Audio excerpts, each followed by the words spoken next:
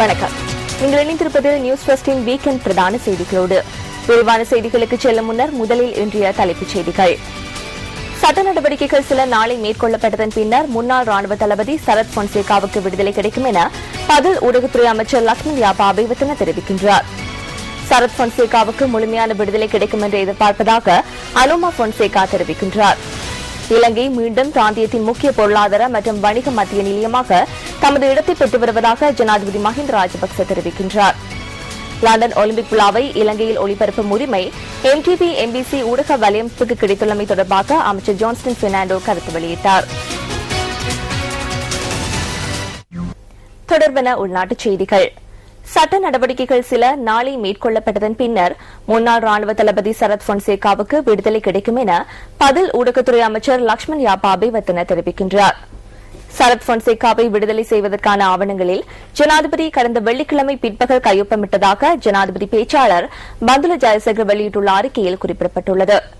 கட்டாருக்கான விஜயத்தினை ஆரம்பிப்பதற்கு முன்னர் ஜனாதிபதி தனது பிரதம அதிகாரி காம்னி சரத்திடம் கையொப்பமிட்ட ஆவணங்களை கையளித்துள்ளார். இன்று அதிகாலை முதல் நியூஸ் ஃபர்ஸ்டின் விசேட செய்திகளின் ஊடாக இது தொடர்பில் நாம் வெளியிட்ட செய்திகள் இன்று பகல் பதில் ஊடகத்துறை அமைச்சர் வெளியிட்ட கருத்துக்கள் மூலம் உறுதி செய்யப்பட்டன. அதிகாரி ஜனாதிபதித்துமாட்ட அதி பலத்தல ஜனாதிபதிக்கு உள்ள அதிகாரங்களின் பிரகாரம் முன்னாள் ராணுவ தளபதி சரத் பொன்சேகாவை விடுதலை செய்வதற்கான ஆவணத்தில் ஜனாதிபதி 18ஆம் தேதி கையெழுத்திட்டார். 19ஆம் தேதியும் 20ஆம் தேதியும் அரசு விடுமுறை நாட்கள் என்பதாலும் நீதிமன்ற நடவடிக்கைகள் இடம்பெறாததாலும் சரத் பொன்சேகாவின் சட்டத்தரணிகள் திங்கட்கிழமை நீதிமன்றத்தில் சட்ட நடவடிக்கைகள் சிலவற்றை பூர்த்தி செய்ததன் பின்னர் ஜனாதிபதி வழங்கிய விடுதலை அவருக்கு உத்தியோகபூர்வமாக கிடைக்கும் என நாம் எதிர்பார்க்கின்றோம். ජනාධිපතිතුමා දීපු නිදහස ඔහුට නිරවශයෙන් ලැබෙන ඇතයි කියලා අපි අපේක්ෂා කරනවා.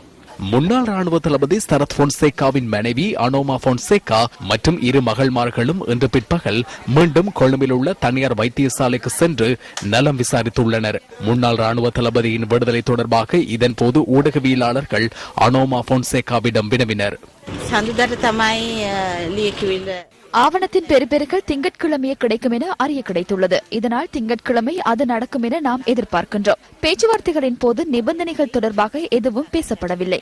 அவருக்கு பூரண விடுதலை கிடைக்கும் என நான் எதிர்பார்க்கின்றேன். அதுவே எனது எதிர்பார்ப்பு. எது கிடைக்கும் என்பது எனக்கு தெரியாது.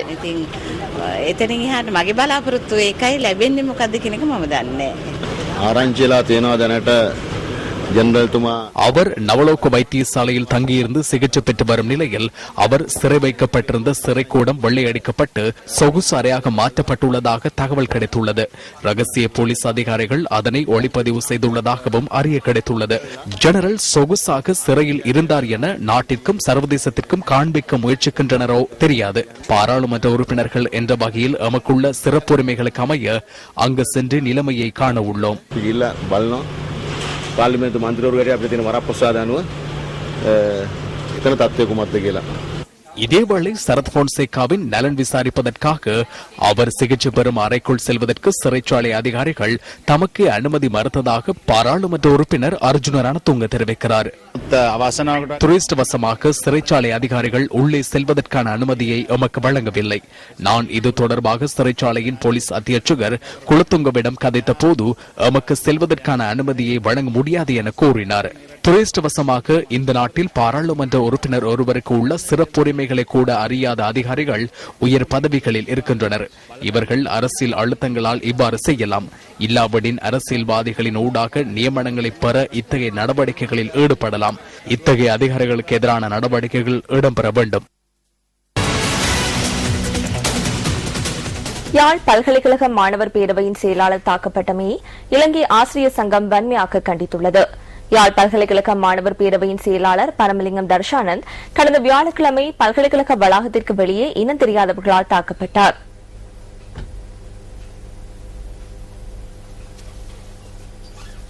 பல்கலைக்கழக மாணவர்களின் சுய சிந்தனைக்கும் அவர்களின் திறந்த சுதந்திர கல்வி ஆற்றலுக்கும் அச்சுறுத்தலாக இந்த தாக்குதல் சம்பவம் அமைந்திருப்பதாக இலங்கை ஆசிரியர் சங்கம் குறிப்பிட்டுள்ளது. சுதந்திரமான கல்வி சிந்தனைக்கும் மாணவ சமூகத்தின் சமூக ஈடுபாட்டிற்கும் இடையூறு விளைவிக்கும் வகையில் இந்த தாக்குதல் அமைந்துள்ளதாக இலங்கை ஆசிரியர் சங்கத்தின் பொதுச் செயலாளர் ஜோசப் ஸ்டாலின் விடுத்துள்ள அறிக்கையில் தெரிவிக்கப்பட்டுள்ளது. இந்த சம்பவம் தொடர்பிலான விசாரணைகள் உண்மையில் நடத்தப்பட்டு நீதி கிடைக்க நடவடிக்கை எடுக்கப்பட வேண்டும் எனவும் அந்த அறிக்கையில் வலியுறுத்தப்பட்டுள்ளது. கப்பிதாவத்தை ஸ்ரீ பால செல்வ விநாயகர் கோவிலின் பிரதம குரு தேசமானிய பிரம்மஸ்ரீ பா சண்முகரட்ன சர்மாவின் பூதவுடல் இன்று மாலை தகனம் செய்யப்பட்டது. அன்னாரது இல்லத்தில் நடைபெற்ற இறுதி சம்பிரதாயங்களைத் தொடர்ந்து பூதவுடல் பொரளி மயானத்திற்கு எடுத்துச் செல்லப்பட்டது. அந்தனர் குல பிதாமகர் என போற்றப்பட்ட பிரம்மஸ்ரீ பா சண்முகரட்ன சர்மா தனது 97வது வயதில் நேற்று மாலை இயற்கை எய்தினார். ஆலய கிரியைகளில் தலை சிறந்து விளங்கிய சிவாச்சாரியார் அந்தனர் பெருமக்களின் வழிகாட்டியாக திகழ்ந்ததுடன் அன்னாரது ஆன்மீக சேவையை பாராட்டி சிவாகம பூஷணம், சிவாகம திலகம் உள்ளிட்ட பல்வேறு கௌரவ நாமங்களும் வழங்கப்பட்டிருந்தன. ஸ்ரீ ராமகான சபா, அகில இலங்கை சிவ பிராமணர் சங்கம் உள்ளிட்ட மேலும் பல சைவ அமைப்புகளில் பிரம்மஸ்ரீ பா சண்முகரட்ன சர்மா முக்கிய பொறுப்புகளை வகித்திருந்தார். அமரர் ராஜலட்சுமியின் கணவரான அன்னார் 11 பிள்ளைகளையும் 27 பேர பிள்ளைகளையும் கொண்டுள்ளார். நேற்று மாலை முதல் நாட்டின் பல்வேறு பகுதிகளிலுமிருந்து வருகை தந்த அந்தனர் பெருமக்களும் மக்கள் பிரதிநிதிகளும் மக்களும் அன்னாரது பூத உடலுக்கு அஞ்சலி செலுத்தினர்.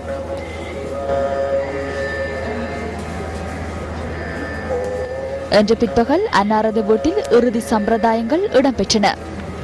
இதனைத் தொடர்ந்து அன்னாரது பூத உடலை தாங்கிய போலை ஊர்வலமாக மயானத்துக்கு எடுத்துச் செல்லப்பட்டது. அனைத்து இன மக்கள் மத்தியிலும் நன்மதிப்பை பெற்றிருந்த பிரம்மஸ்ரீ பா சண்முகரட்ன சர்மாவின் பூத உடல் இன்று மாலை தகனம் செய்யப்பட்டது.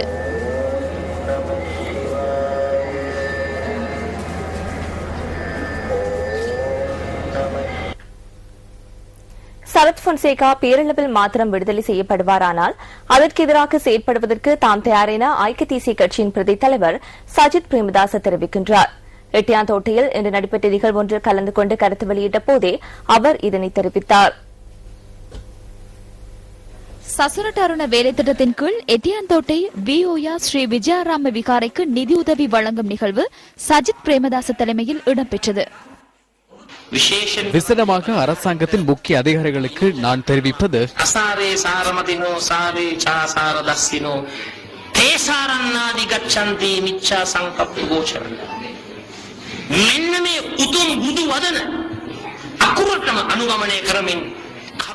புத்த பெருமானின் போதனைக்கு அமைய நாட்டிற்கு உகந்ததை மாத்திரமே செய்ய வேண்டும்.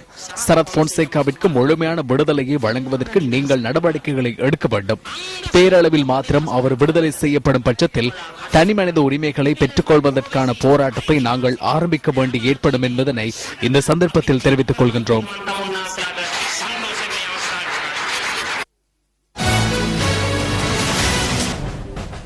30 வருடங்களாக பயங்கரவாத அச்சுறுத்தலை எதிர்நோக்கியிருந்த இலங்கை மீண்டும் பிராந்தியத்தின் முக்கிய பொருளாதார மற்றும் வணிக மத்திய நிலையமாக தமது இடத்தை பெற்று வருவதாக ஜனாதிபதி மஹிந்த ராஜபக்ச தெரிவிக்கின்றார். இலங்கை மக்கள் இன்று முன்னோக்கி சென்று நிரந்தர சமாதானத்தை அடைவதற்கும் பொருளாதார சுபீட்சத்தை பெற்றுக் கொள்ளவும் தயாராக இருப்பதாக ஜனாதிபதி கூறியுள்ளார்.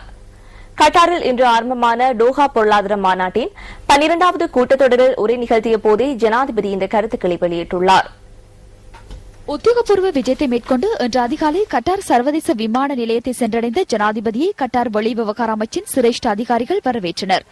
கட்டார் அரசு தலைவரான ஹமீர் ஷேக் ஹமாத் கலீஃபா அல்தானியின் அழைப்பை ஏற்று டோகா பொருளாதார மாநாட்டில் விசேட விருந்தினராக ஜனாதிபதி கலந்து கொண்டுள்ளார். இம்முறை டோகா பொருளாதார மாநாட்டில் 84 நாடுகள் மற்றும் அமைப்புகளை பிரதிநிதித்துவப்படுத்தி 600 விருந்தினர்கள் கலந்து கொண்டுள்ளதாக ஜனாதிபதி ஊடக பிரிவு விடுத்துள்ள அறிக்கையில் குறிப்பிடப்பட்டுள்ளது. இலங்கையின் அரசு தலைவர் ஒருவர் கட்டாருக்கு விஜயம் மேற்கொள்ளும் முதலாவது சந்தர்ப்பம் இதுவாகும் என ஜனாதிபதி ஊடக பிரிவு விடுத்துள்ள அறிக்கையில் மேலும் குறிப்பிடப்பட்டுள்ளது.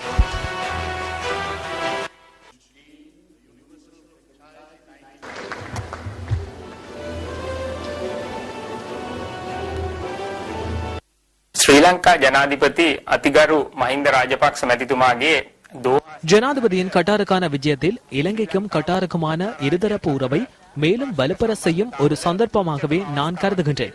கட்டாருக்கும் இலங்கைக்குமான தூதரக உறவுகளை ஆரம்பித்து 15 வருடங்களுக்கு மேலாகின்றது.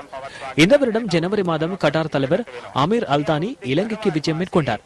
இதன்போது இலங்கையில் பல பில்லியன் அமெரிக்க டாலர்களை முதலீடு செய்வதாக தெரிவித்தார்.